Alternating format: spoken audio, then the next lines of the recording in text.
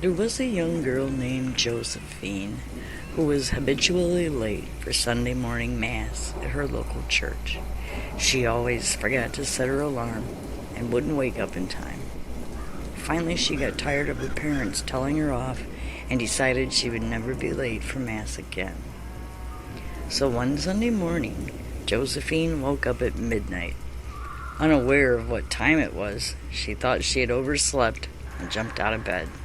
She quickly got dressed, ran out the door without ever looking at the clock. It was still dark outside, but it usually was dark at that time of year. It was very quiet. There was nobody else on the street. The only sound she could hear was the noise of her own footsteps on the pavement as she hurried towards the church. When she heard the church bell ring, she quickened her pace and took a shortcut through the cemetery. She got to the church just as the service was about to begin. She found a seat and took a look around. Much to her surprise, she didn't recognize anyone. The church was filled with people she'd never seen before. They were all staring straight ahead, and an eerie silence hung over the gathering. When the priest came out to celebrate Mass, Josephine realized he was a stranger too.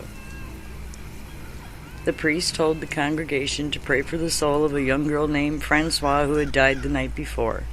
Josephine was shocked. She knew Francois, and she had never even heard the poor girl was ill. Something was radically wrong, and she began to feel very uneasy. She looked around again, and as her eyes began to adjust to the dim light, she saw someone she knew.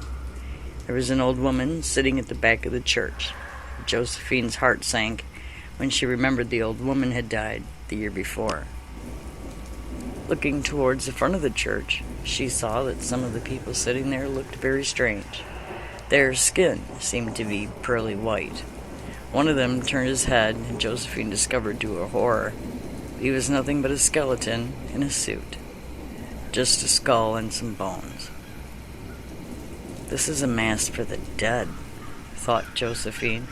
Everybody here is dead except me. This is a specter's mass.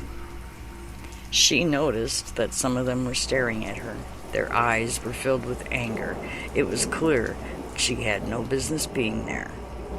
And suddenly she felt a tap on her shoulder. Nervously, she turned around and found her grandfather standing in the row behind her. He had been dead for 3 years. There was a worried look on his face. He leaned towards her and whispered in her ear, "Leave right now while you still can. You don't belong here." Josephine immediately grabbed her coat and walked quickly toward the door. She heard hollow footsteps echoing behind her and glanced back. The dead were rising out of their seats and following her. Their faces were twisted in fury and hate. Josephine was terrified, and she dashed to the door, a pack of shrieking ghosts snapping at her heels. She felt skeletal hands grabbing at her, trying to stop her from leaving. She twisted and turned, struggling to free herself from their grasp. Her coat was ripped off, and her hat was snatched from her head, just as she managed to slip out the door.